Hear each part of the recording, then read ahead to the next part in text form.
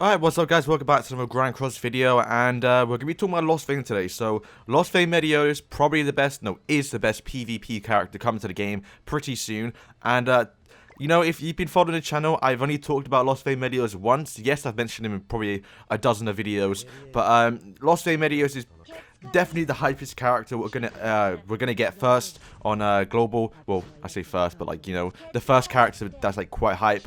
And the reason why is because one, he's probably the best PvP character, and also he's the first like festival exclusive, so he's gonna be very hard to get, and he's gonna be very limited. And this is why I've been saying in my don't summon series why you should probably don't summon these past like month of characters, and definitely save for LostVayne, because we do know what he's going to be. We know how much he's going to cost. Granted, they could change it, but definitely they won't make it worse. But it's going to be, you know, around 900 diamonds to get him guaranteed.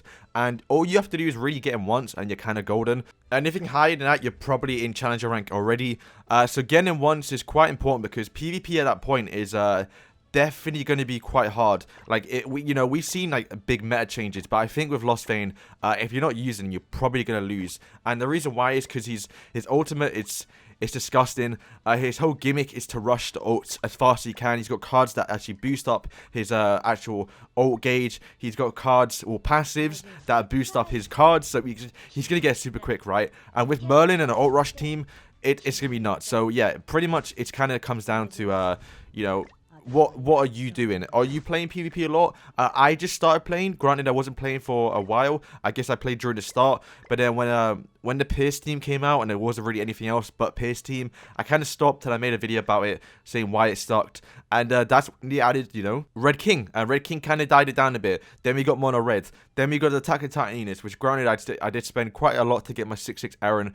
And now there's some diversity in PvP, especially with the new rules. They're definitely making the new characters that do come out, and also other characters like we saw yesterday in my video. Single target characters are just a little bit better during this week, and it's kind of cool. You know, it's not just based on one team and one team destroying. But LostVayne, that's going to change things. Granted, you could probably still beat him. It kind of just depends on your gear. But if you're against a good solid person with LostVayne minutes, you're kind of lost. But then that's PvP, right? He's not going to help. Well, maybe he will, but he's not going to help in story mode.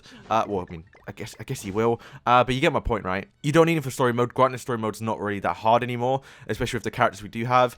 Hell raids, you know, we're getting them soon. Don't really need LostVayne, so pretty much LostVayne's only used for PvP.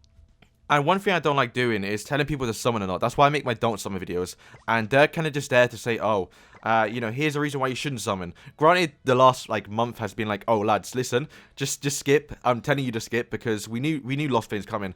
And the only time he does return is when Goddess Liz does come out. And both of them are festival units.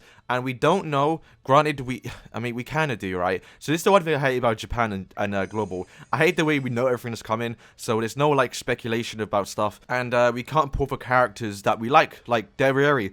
Probably my favorite commandment. I can't summon for her because I know LostVayne's coming. If this was JP, well, maybe they'll know a festival character's coming. But, you know, I would have spent a lot of diamonds trying to get Derriere, and then they dropped LostVayne, who we never knew was coming. And then that would have been, I mean, it would have been bad, right? Because they dropped two banners back to back. But you get my point. It's, you know, everyone's kind of making these videos about don't summon, blah, blah.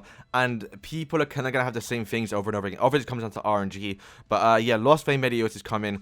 And whether you should skip him or not is kind of up to you. I'm not going to sit here and tell you what to do. But definitely think about it, because he is quite hard to get. You don't want to regret not pulling him, because he does come back a few months later.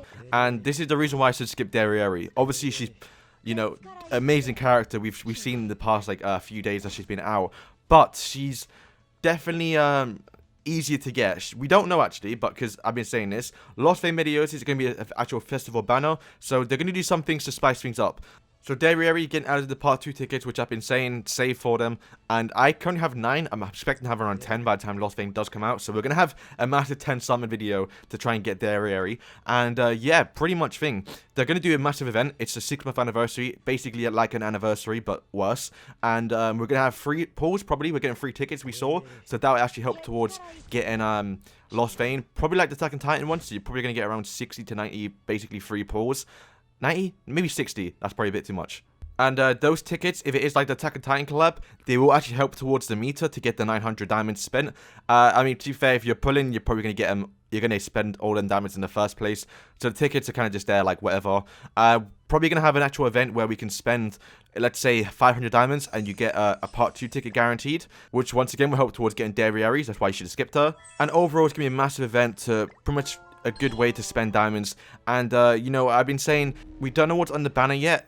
We have seen what JP had, but the timing is a bit weird. So I've been saying, you know, we very well could get Dairy on the LostVayne Meliodas banner.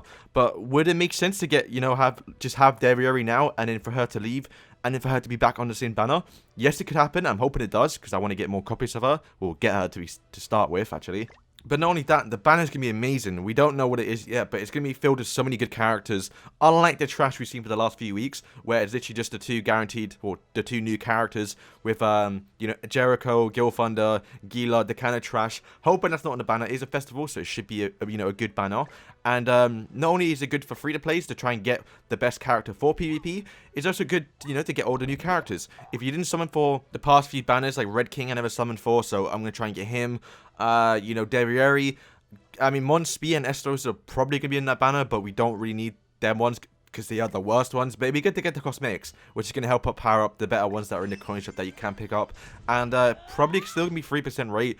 But I'm hoping it's like, you know, some sort of increase in by certain pools. But hopefully there's some guarantees in the way as well, so you can get some coins to pick up, obviously, the coin shop units. And Malaskill as well. She's probably going to be in the banner. So all the commandments that are, like, you know, not in the coin shop. Hopefully some sins. I'm still trying to get Escanor, 6-6, you know, Demon Meliodas.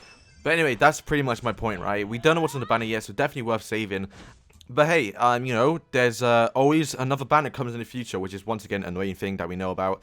But Goddess Elizabeth is coming, and she will, if we follow what Japan had again.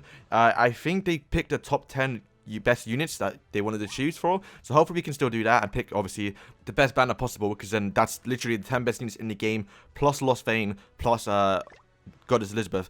And the best thing about that banner was you could pick between both at the end. So you could pick between either LostVayne or Goddess Elizabeth. So if you're doing them 900 rotations and you happen to get either one of those guys on the banner, you definitely could just pick the other characters. So if you get Goddess, you could pick Meliodas and vice versa. And that's definitely probably a better banner to summon for, to be fair, than the one we're going to get. Since we don't know what's on the banner yet. And obviously the 1 year, would it be a 1 year anniversary? I doubt they'll wait 6 months, because we are speeding ahead. We're getting a new banner each week, and it's definitely making us catch up to Japan. I hope they do it fast, because I'm not a big fan of the, okay, here's what we're summoning in the future, here's what we're doing. I want to be surprised. I want to say, okay, this time I'm summoning, I'm going to go all in. And, you know, try and get a character that is no one really knows about. Because on Global, we know everything that's what's good. We know, okay, this is the next good character, this is the next one. Summon. And there's no, like, you know, room. I mean, unless you want to do it. But there's no room to say, okay, let's summon for our best characters. Let's summon for this character that looks kind of cool. We can't really do that, right? Especially free-to-plays. Free-to-plays I kind of feel bad for. Because everyone's kind of made a plan for them. And you kind of have to summon the best characters. Otherwise, you're going to be at a massive disadvantage. Which I guess you might like. I don't know, I'm not a big fan of it, which I've said multiple times in this video. But yeah, that's pretty much going to wrap up today's video. Just do what you want, to be fair. Just remember, when the time comes, definitely, if you're going to skip LostVayne, definitely do start saving for Goddess Elizabeth, because you do have to eventually get both of them. Otherwise, you're going to be kind of screwed in PvP if you ever wanted to go back in there. And even still, pretty good character to have. Goddess Elizabeth as well, probably one of my favorite Elizabeths, and probably is my favorite Elizabeth. So if you know, it depends what your favorite characters are. But yeah, bear in mind, they don't come back every week. It's quite hard to get them. So definitely is worth trying at one point. So yeah, skip. Go for Goddess Elizabeth. If not, definitely save up 900 diamonds each time around and pull for them. So yeah, thank you guys for watching, and peace.